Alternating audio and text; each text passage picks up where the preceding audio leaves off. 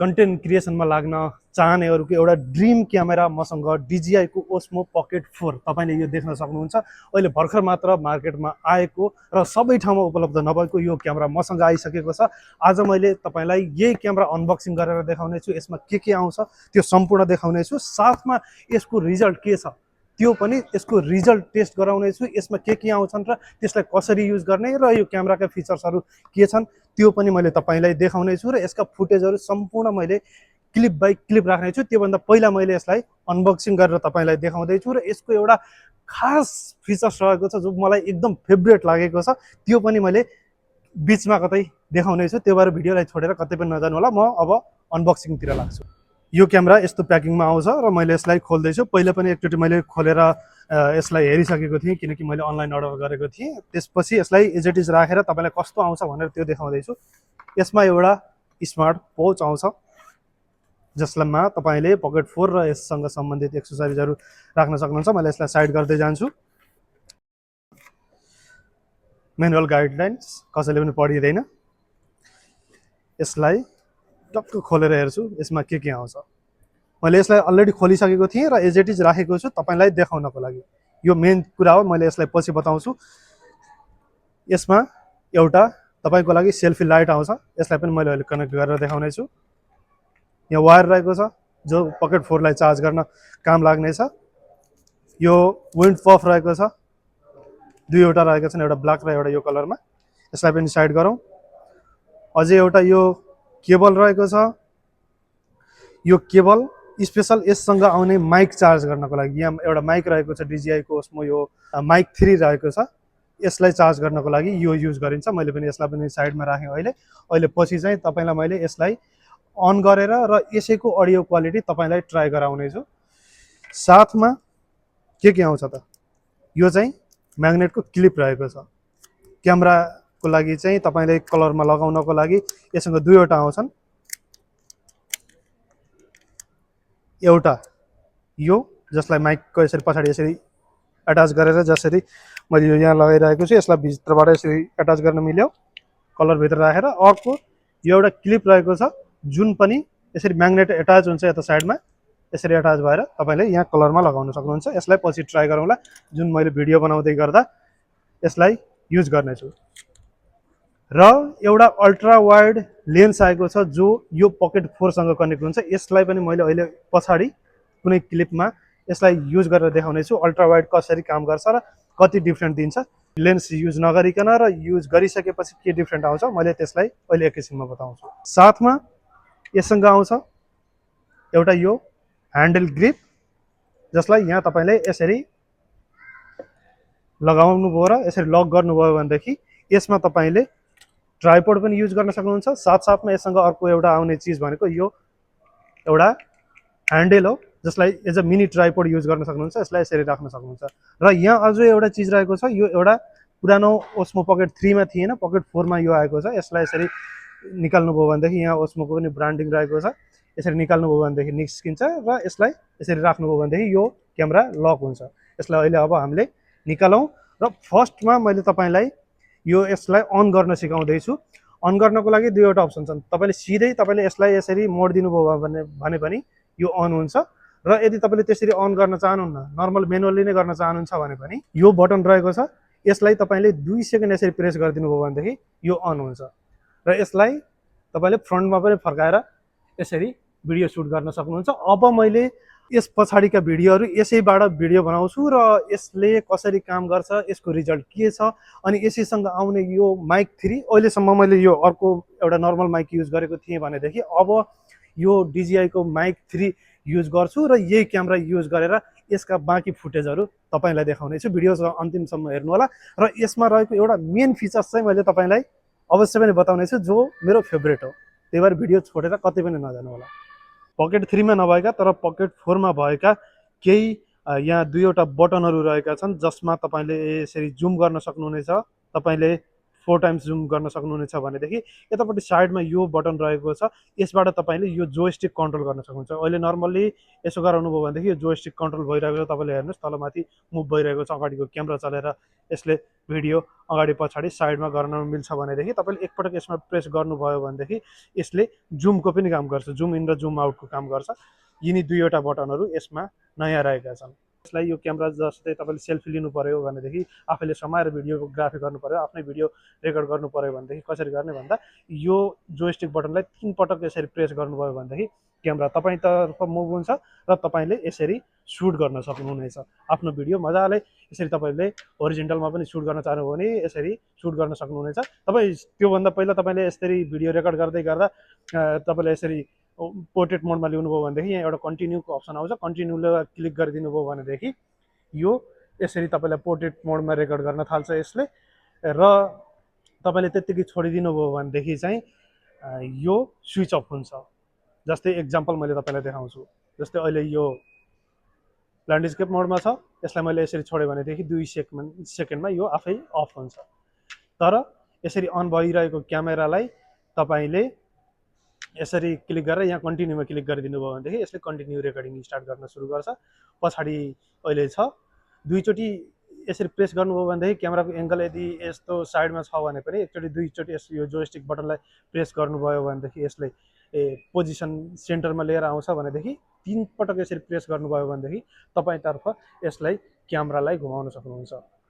यो बटन मैले बताइहालेँ, यहाँ बिचमा रहेको बटनले यसको जोयस्टिक कन्ट्रोल गर्न मिल्छ। बाँकी चिजहरू अब मैले देखाउँदैछु यही क्यामेरा युज गरेर, र यसैसँग आउने यो एउटा DJI को माइक मिनी रहेको छ, यसलाई युज गरेर यसको अडियो क्वालिटी पनि मैले तपाईँलाई देखाउनेछु। यो क्यामेरासँग आउने एउटा लाइट रहेको छ, म अहिले माइक युज गरिरहेको छैन, अलिकति नोइजी आउन सक्छ साउन्ड। यसरी यो साइडमा आउने सेल्फी लाइटलाई तपाईँले यसलाई आफूतिर यदि फर्काएर भिडियो रेकर्ड गर्न चाहनुहुन्छ भनेदेखि यसको पोजिसन अनुसारले यसको यहाँ माथि 2वटा बटन रहेको छन्, यसको टेम्परेचर मेन्टेन गर्न सक्नुहुन्छ अनि ब्राइटनेसहरू पनि यसको मेन्टेन गर्न सक्नुहुन्छ। यसरी यसलाई यहाँबाट पनि अँध्यारो भएको ठाउँमा नाइट मोड युज गर्नको लागि तपाईँले यो लाइट युज गर्न सक्नुहुन्छ। यो म्याग्नेटिक एटाच हुन्छ, यहाँ यसमा सानो पिनहरू रहेका छन् पछाडिपट्टि, यसलाई मैले पछाडि फर्काएर तपाईँलाई देखाउँछु।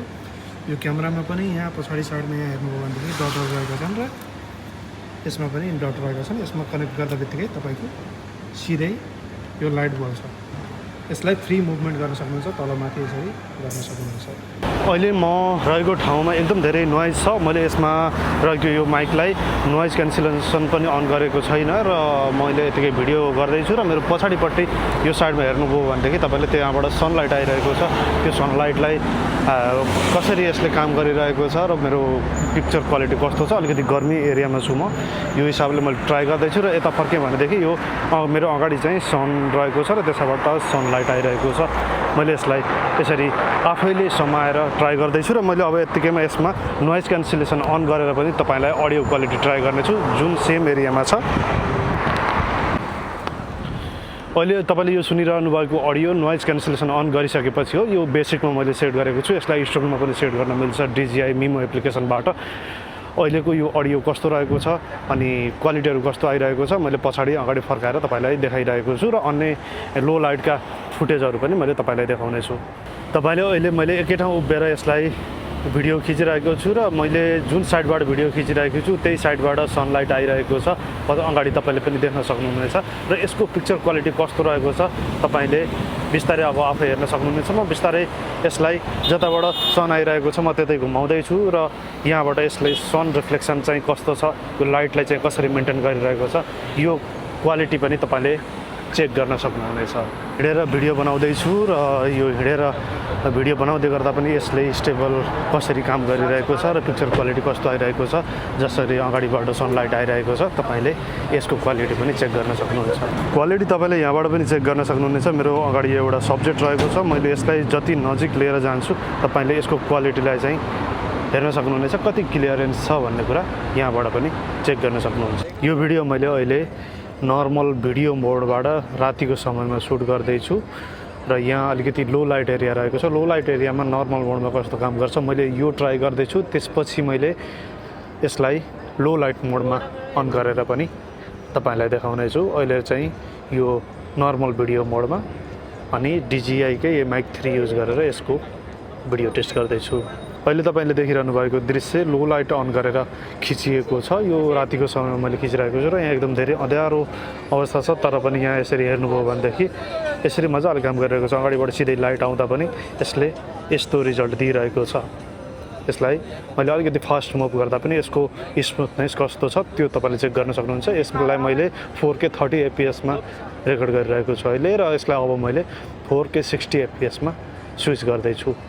यो 4K 60 FPS मा सुट गरिएको भिडियो हो र यो लाइट कन्डिसन चाहिँ तपाईँले लो लाइट मोडमा होइन नर्मल मोडमा यसरी देखिरहनु भएको छ, र मैले यसलाई छिटो छिटो घुमाउँदा पनि यसको स्पिड कस्तो रहेको छ मैले त्यसलाई ट्राई गर्दैछु यहाँबाट। अहिले तपाईँलाई लो लाइट एरियामा रहेर यसरी सुट गर्दैछु र यो फ्रन्ट क्यामेरा हो, र यसमा मैले अब तपाईँलाई केही अर्को क्लिपमा चाहिँ अगाडिको त्यो यससँग आउने एउटा लाइट रहेको थियो त्यो लाइटलाई ट्राई गरेर यसलाई ट्राई गर्दैछु।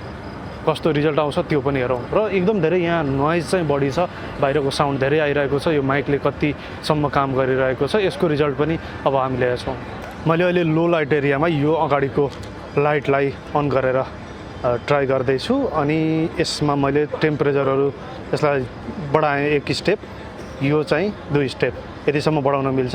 त्यसै गरेर यो अहिले वार्म इफेक्टमा छ, यसलाई कलर पनि चेन्ज गर्न सकिन्छ, 3वटा कलरहरू चेन्ज गर्न सक्नुहुन्छ। वार्म इफेक्टमा सबैभन्दा हाई ब्राइटनेसमा तपाईँले यसरी यति क्वालिटीमा लो लाइटमा पनि यसरी एसीसँग आउने यो अगाडिको एउटा माउन्ट छ लाइटको, यसले एकदम राम्रोसँग एकदम क्लियर क्वालिटीमा भिडियो निकाल्न सक्नुहुनेछ।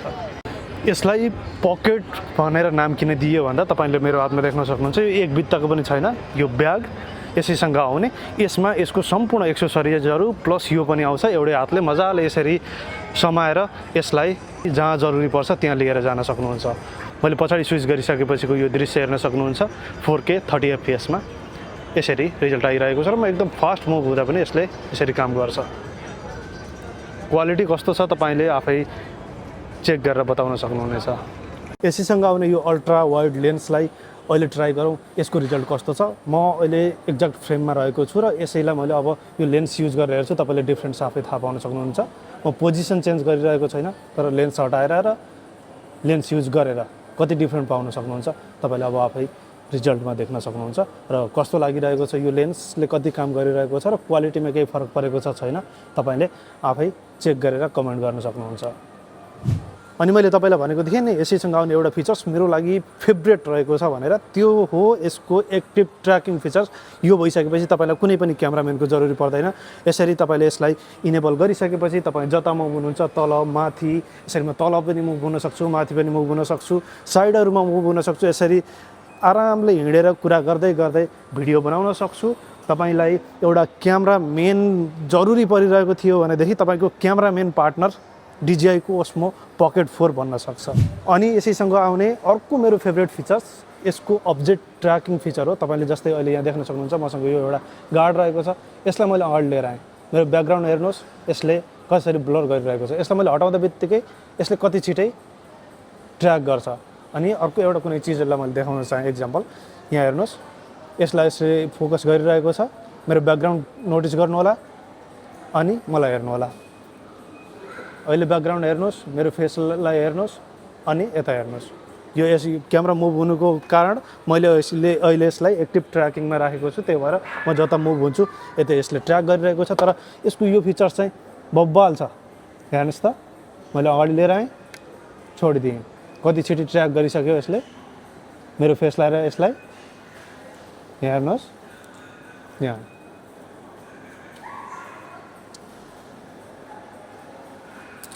तपाईँलाई कस्तो लाग्यो कमेन्ट गर्न नबिर्सनु होला।